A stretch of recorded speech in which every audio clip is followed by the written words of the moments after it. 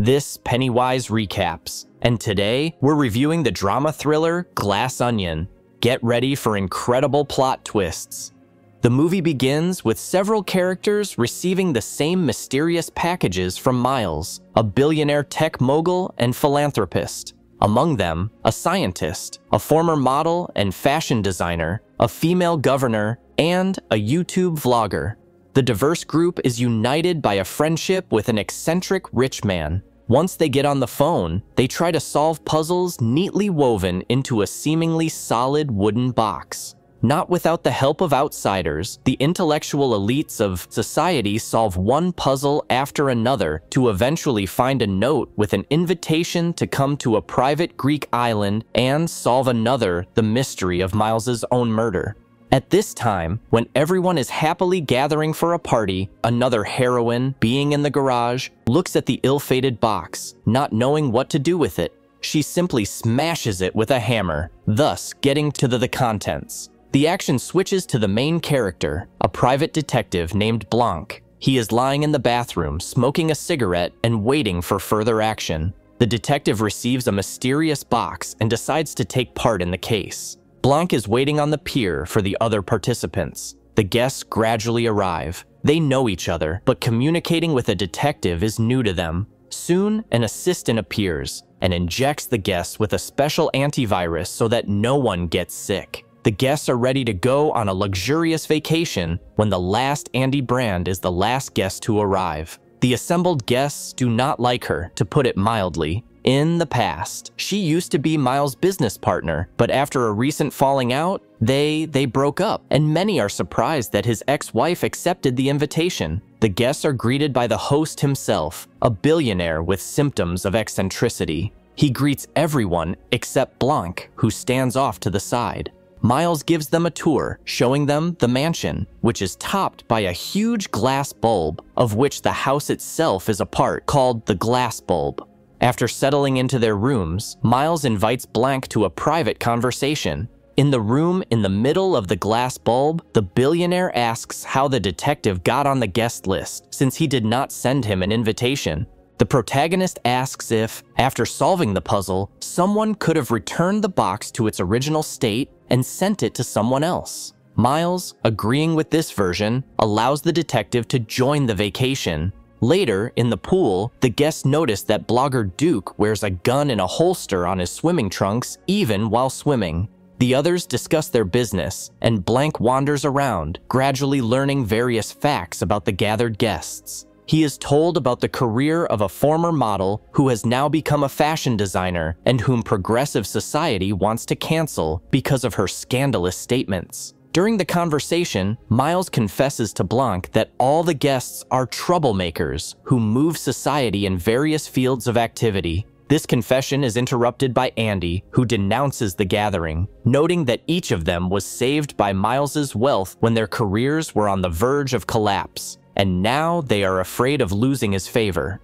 Walking around the island, the detective overhears conversations. The fashion designer's assistant asks the billionaire not to force Birdie to give a speech because it could ruin the career of not only the owner, but also her employee. Blogger Duke spies on his girlfriend cheating on him with Miles, and Blanc watches Duke himself. In the evening, the guests gather for dinner. Miles gives everyone a glass of their favorite alcohol. Blanc receives a gift of hot sauce, specially brought from an exotic country. Among other decorations in the room is the original Leonardo da Vinci's Mona Lisa, which the billionaire borrowed for a week from the French government in exchange for financial assistance. He needs the painting to demonstrate his prestige. Next week, Miles is planning the world premiere of a new cheap fuel synthesized from seawater. However, scientists criticize this fuel because it has not yet been tested and may be unstable.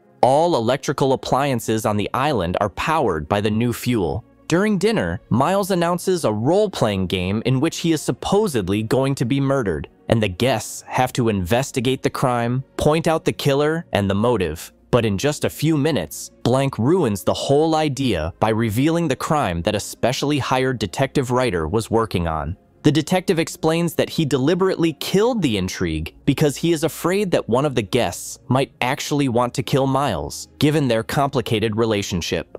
As the guests gather for dinner, they discuss Andy and the fact that they are all financially dependent on Miles. Andy is the only one who dares to contradict him, which leads to a fight.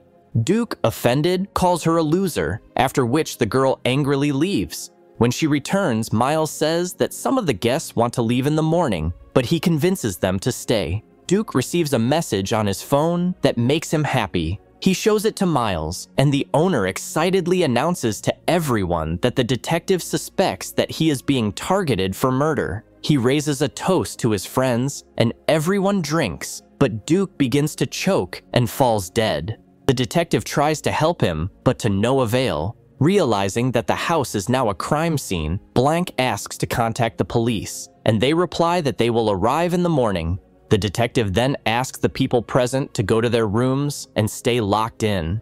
They almost go to their rooms, but Miles notices that the glass from which Duke drank is signed with Miles's name, which means that he was the real target of the killer. The owner asks the detective to save him, fearing that any of his former friends might want him dead. Blank looks for the blogger's phone, but it is nowhere to be found. In addition, the guests notice that the gun, which Duke never parted with even in the pool, is missing from his holster. Miles begins to get nervous, fearing that he will be shot, especially since at 10 p.m., according to the game schedule, the lights go out across the island.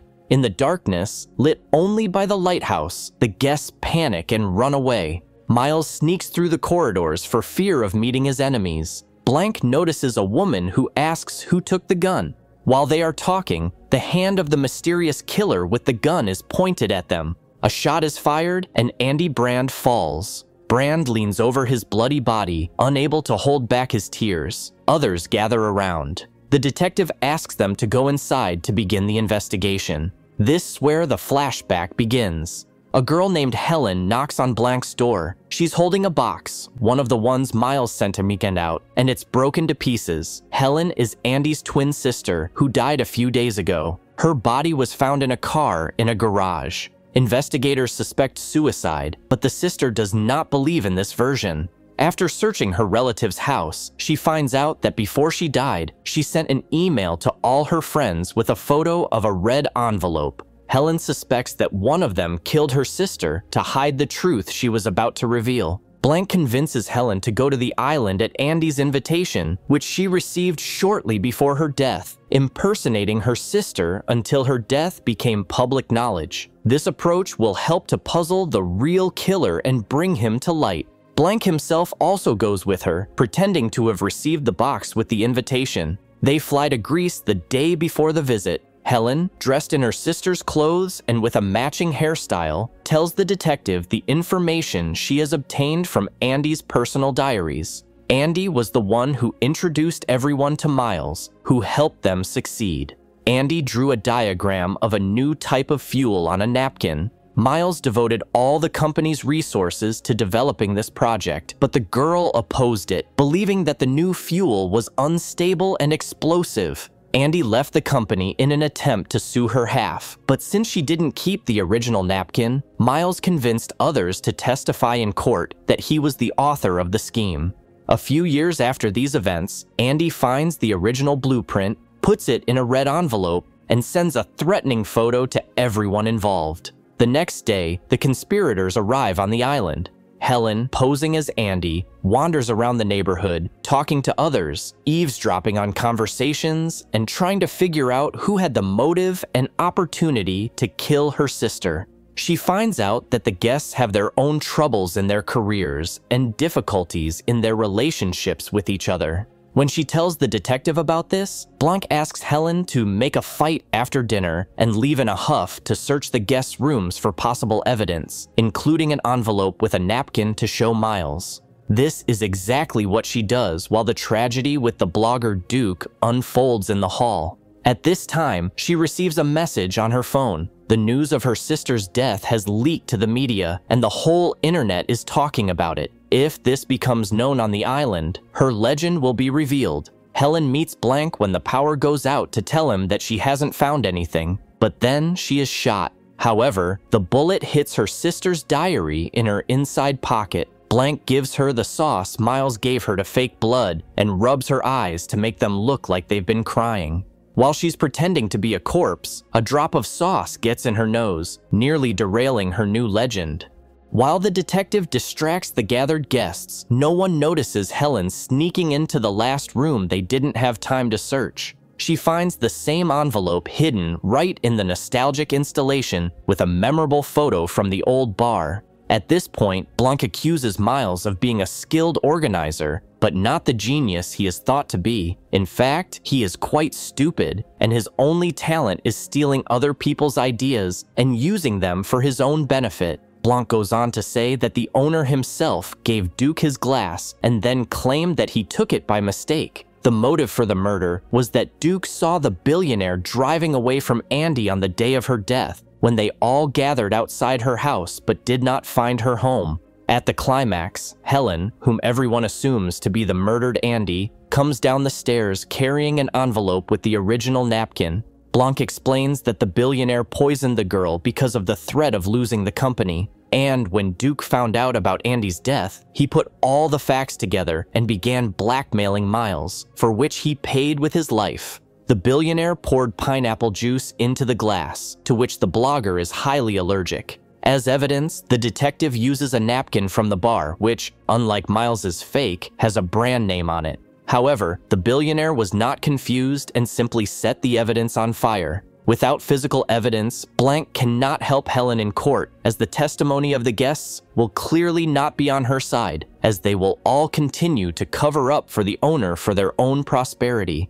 Helen starts breaking glass jewelry and bottles of alcohol while the others look on. Eventually, they join in the pogrom, expressing their dissatisfaction. But Helen's real goal isn't just to vent her anger. She sets fire to the alcohol, starting a fire. When the fire extinguishing system is activated, she throws a small piece of fuel into it. The sudden release of a huge amount of energy leads to explosions in the ventilation system, and the hall catches fire.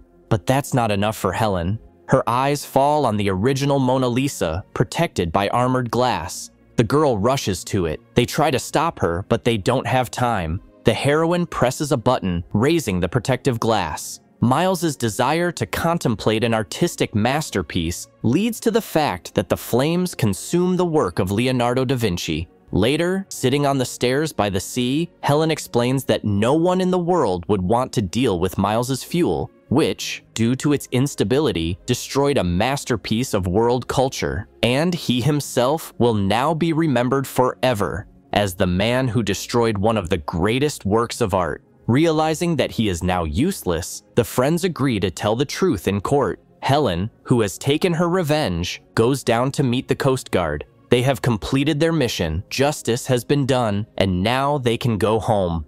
Thank you for being with us. Subscribe to the channel, like us, and be sure to click on the bell to stay up to date with our new videos.